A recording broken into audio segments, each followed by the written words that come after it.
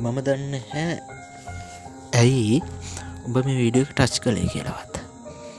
සමහර විට අහන්බෙන් එහෙමත් නැත්නම් උඹ YouTube එකේ සර්ච් පාරගේ සර්ච් කරන්න ඇති කොහොමද මේ බ්‍රේකප් එකකින් මේ ඔලුව හදාගන්න කියලා.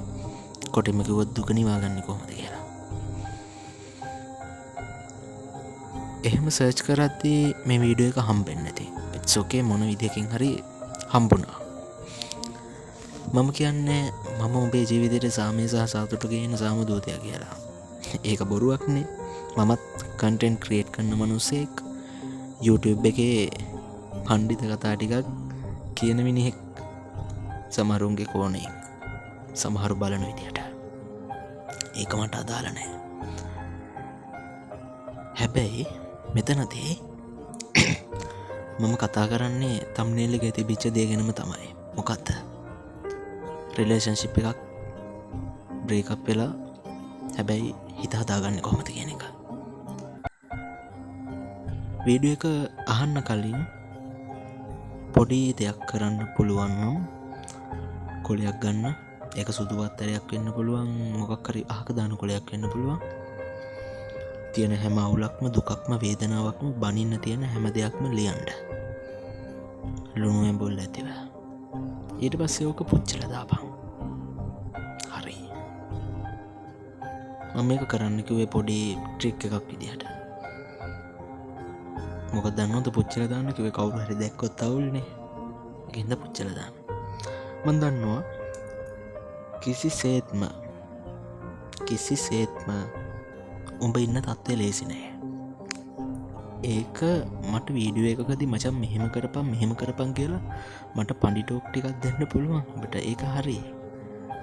හැබැයි ඒක ගැලපෙනවද? නෑ. මම අර කොලේ ලියන්න කිව්වේ මොකක් නිසා නෙමෙයි, මොකද මට උඹත් එක්ක කතා කරන්න බැරි නිසා.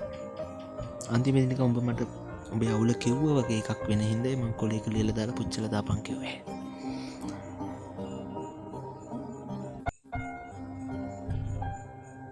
උඹ දන්නවද මේ හැමදේම වෙන්නේ? මේ හැමදේම වෙන්නේ මචං හේතුවක් ඇතුව. හේතුවක් නැතුව කිසිම දෙයක් වෙන්නේ නැහැ. හරි? රිලේෂන්ෂිප් එක ඇතුළේදී උඹේ උපරිමයම කළා නම් සමහර විට නතර වෙන්නේ නැත්තේ උඹේ වැරද්දකින් නෙමෙයි. සමහර විට මෙතනදී උඹේ වැරද්දක් තියෙන්න ඇති. කොහොම වුණත් මේ වෙලාවේ උඹ ඉන්න මානසිකත්වය ඩවුන්. මම දන්නේ එච්චරයි. නැත්නම් උඹ මේ වීඩියෝ එක කොහොමවත් බලන්නේ නැහැ ඉවර වෙනකම්. ඒත් උඹ ගොඩක් වෙලාවට පිළිගන්නවා ඇති මෙතනදී උඹේ අතින් වැරද්දක් නොවුනත් මේ හැම දෙයක්ම උනේ උඹේ වැරද්දෙන් කියලා. උඹ දන්නවද ඔය බ්‍රේකප් එකකදී වැඩිපුරම කෙල්ලොත් මේ වැඩේ කරනවා වැඩිපුරම කරන්නේ තමන්ගේ වැරදි හොයන එක. මම හින්දා නේද මෙහෙම වුනේ කියලා. ඉස්සෙල්ලා ඔය සම්පූර්ණ සිද්ධියේම ලේබල් එක තමන්ගේ පැත්තෙන් අලව ගන්න එක පොඩ්ඩක් නවත්තන්න. එහෙමයි කියලා අනිත් එක්කෙනාගේ පැත්තෙන් ලේබල් එක සම්පූර්ණයෙන් අලවන්න ඕනෙත් නෑ. හරිද?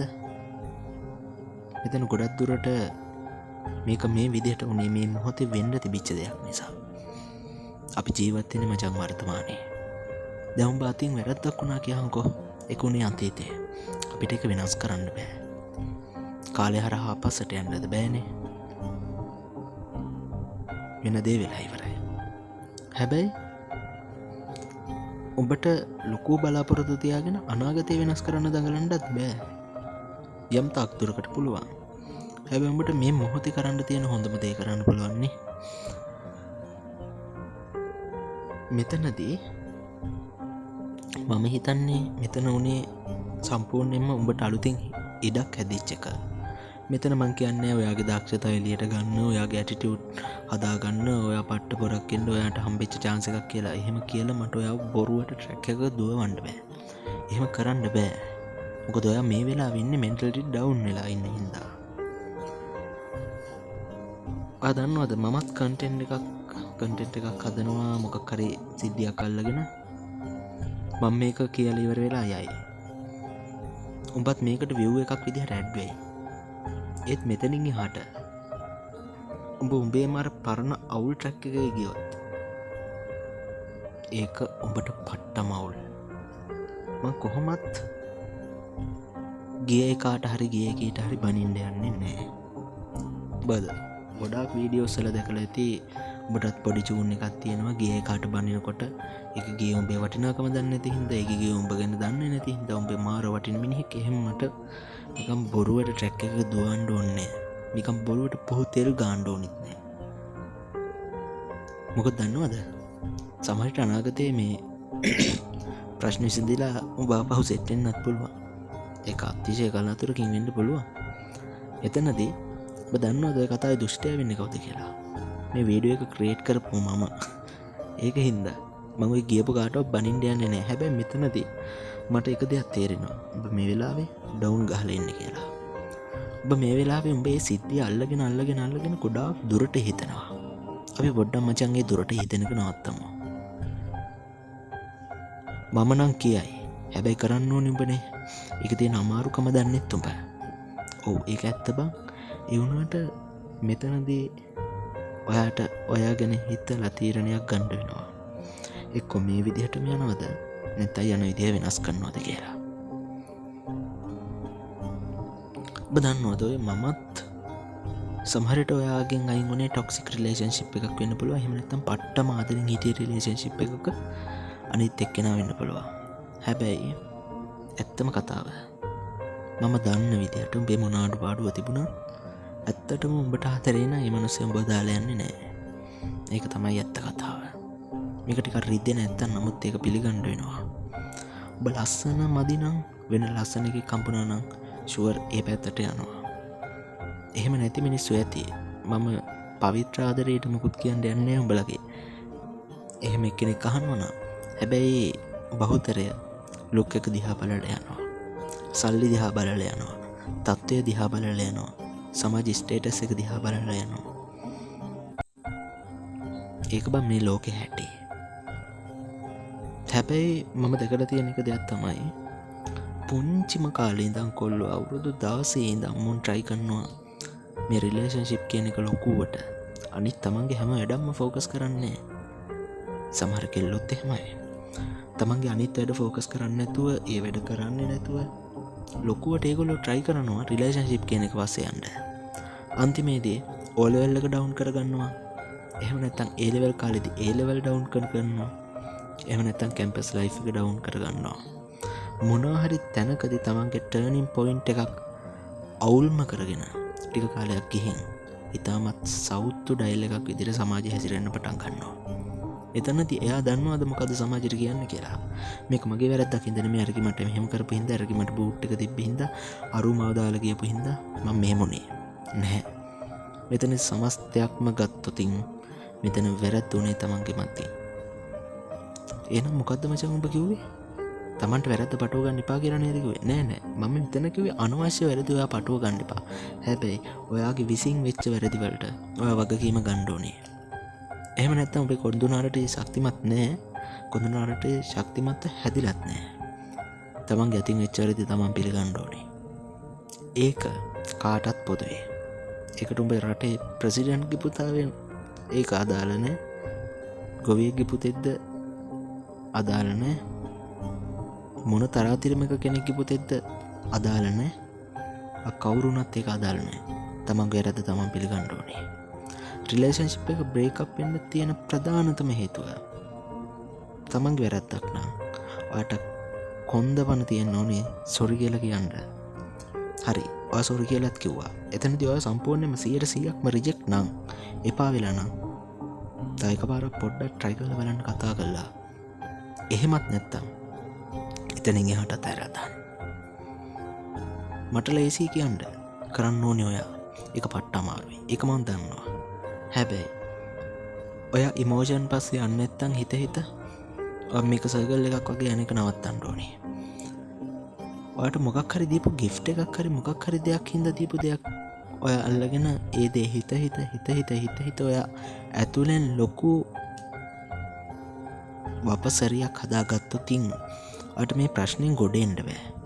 ඒකින්ද ඔය හිතන මතකත් එක්ක ජීවත් වෙන එක ඔයා නවත්තන්න. හැබැයි දුන්න ෂර්ට් එකක් හරි දුන්න මොකක් හරි ගිෆ්ට් එකක් හරි තියෙනවනම් ඇස් දෙකට පේන තෙක්මානේ තිබුණට කිසි අවුලක් නැහැ. ඔය එක ගැන හිතන විදිහ වෙනස් කරන්න ඕනේ. ෂර්ට් එකක් දීලා තිබුණොත් it's only shirt. ඒක ලින්ක් එකක් කරගන්න එපා. ඒක ලින්ක් එකක් කරගත්තොත් ඔය අර ලින්ක් එකෙන් වීඩියෝ එකක් ප්ලේ කරනවා වගේ තමයි. ඔයාගේ ඔළුව ඇතුලේ පරණ හැම සිද්ධියක්ම ප්ලේ කරන්න පටන් ගන්නවා. උඹ දැන් මෙතෙන්දි කියන එක ප්‍රශ්නයක් මං කියන්නම්. මගෙන් අහන එක ප්‍රශ්නයක්. උඹ නම් කියයි. ඒ වුණාට ඒකත් දැක ගමන් මගේ හිතේ මේ හැම වෙලේම මචං අර කොළුවේ කැරකෙනවනේ. මං ඒකට මොකද්ද කරන්නේ? එකපාර කරන්න බෑ. මොන දේවත් එකපාර කරන්න බෑ. වාට ස්ටෙප් බයි ස්ටෙප් මෙතනින් මිදෙන්න වෙනවා.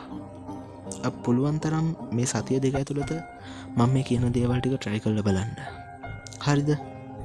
සමහර විට සාර්ථක නොවුනොත් අනිවාර්යෙන්ම මනෝපදේශකවරයෙක් කවුන්සිලර් කෙනෙක් ළඟට යන්න ලැජ්ජ වෙන්න එපා. බය වෙන්න එපා. මොකද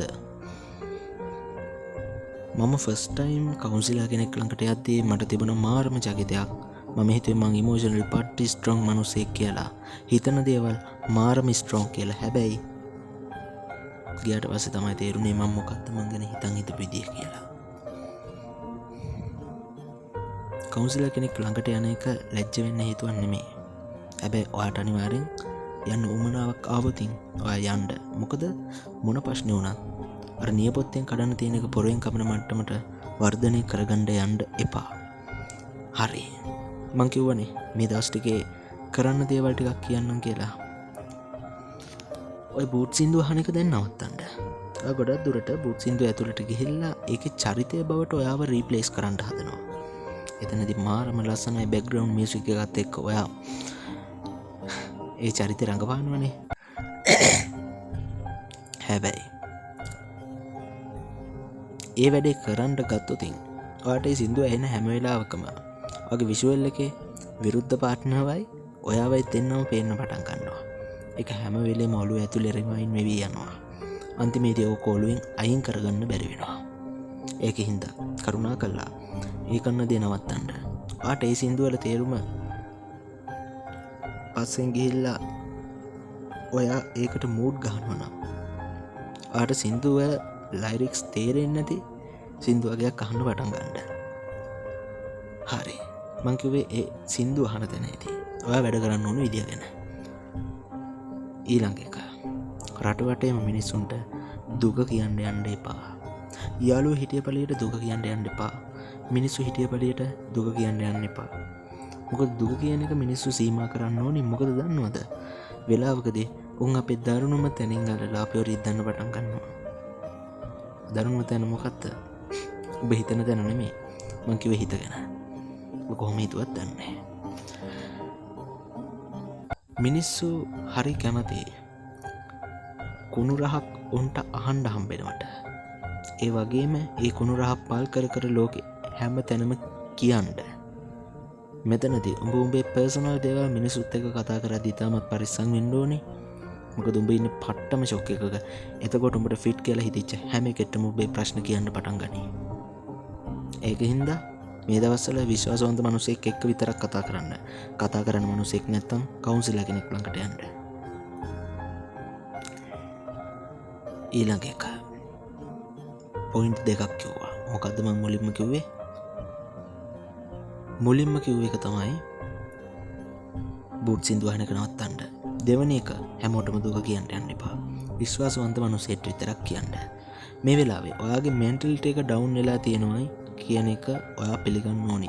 කෙල්ලෙකුණක් කොල්ලෙකුණක් මම මේ දවස්වල කියන්නම් කරන්න පුළුවන් හොඳම දෙයක්. පුළුවන් නම් ජිම් එකකට යන්න, ගිහින් එක්සර්සයිස් කරන්න.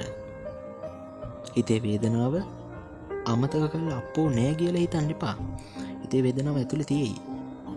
ඒක ගැන හිතලා ඔයාගේ එෆර්ට් එක දෙන්න. ඒ කේන්තියත් එක්ක ඩම්බෙල් වලින් අයින් කරන්න try කරන්න කොල්ලෙක් නා. එතකොට ඒ කේන්තියටත් එක්ක ඔයාගේ මසල් එක හැදෙන්න පටන් ගන්නකොට ඔයාගේ සික්ස් පැක් එක එන්න පටන් ගන්නකොට ඔයා ඒ කේන්තිය නිසා ඔයා එක්සර්සයිස් කරන්න ඇත්තේ. හැබැයි ඔයාගේ ඇඟට පොසිටිව් ෆීඩ්බැක් එකක් ඇවිල්ලා ඊට පස්සේ ඔයා එක්සර්සයිස් කරන්න පුරුදු වෙලා. මේක ආගේ ජීවිතයට ගොඩක් වටේ වගේ ඉමෝෂනලි ඔයා ස්ට්‍රෝං කරන්න. හරි. තුන්වෙනි පොයින්ට් එකත් ඉවරයි. හතරවෙනි එක. මේ දවස්වල ඔයාට අවුල් ෆීලින් එකක් දැනෙන හැම වෙලාවකම පොඩි පොතක් අරගෙන ඒක ලියලා දාන්න. ලිව්වට පස්සේ ඒක ලිව්වා එතනින් ඉවරයි. මෙතනින් එහාට ඒක රිවයින්ඩ් කර කර හිතන්න යන්න එපා. හිතන්න ගියොත් ඔයා හැම වෙලේම ඔබ හිත ඉන්නවා. ඕවර් තින්කින් කෙනෙක් වෙන්න පුළුවන්. අනේ මං ඕවර් තින්කින් ඒකින්ද මට මේ දේ කරන්න බෑ. බැරි වෙන්නේ ඔයා ඒක කරන්න නැතුව හිටියොත්.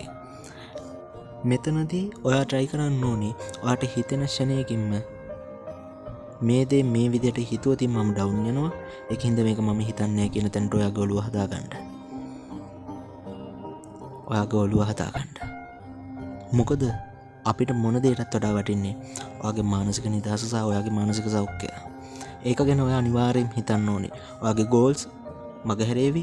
ඔයාගේ වැඩ මගහැරේවි. ඔයාගේ salary එක නැති වෙයි. මේ දේවල් ඔයාගේ ජීවිතේට වෙන්න දෙන්න එපා කිසිම හේතුවක් මත. ඒකින්ද මේ දවස්වල පුළුවන් නම් බිසි වෙන්න. බිසි වෙන්න කියන්නේ ජොබ් එකක් කරනවා නම් ජොබ් එකේ වැඩ ටික ජොබ් එක ගැන හිතලා කරන්න හැම වෙලේම කරද්දී සමහරවිට ඔයා කම්පැනි එකේ හොඳ චරිතයක් වෙයි. මේ දවස්වල බිසි වෙන්න කිව්වේ ඔයාට අර thoughts ටික ඔලුවට එන එක නවත්තන්න ඕනේ. ඒකින්ද ඔයා ටිකක් බිසි වෙන්න. බිසි වෙලා වැඩ කරන්න. හරි. ජොබ් එක විරලා හවස ඇවිල්ලා නිදාගන්න ටයිම් එකේ නම් අවුල තියෙන්නේ. ෆෝන් එක අරගෙන ස්ක්‍රෝල් කර එක උන්ගේ ලව් ස්ටෝරි එක උන්ගේ ආදර කතා බලන එක දැන් නවත්තන්න.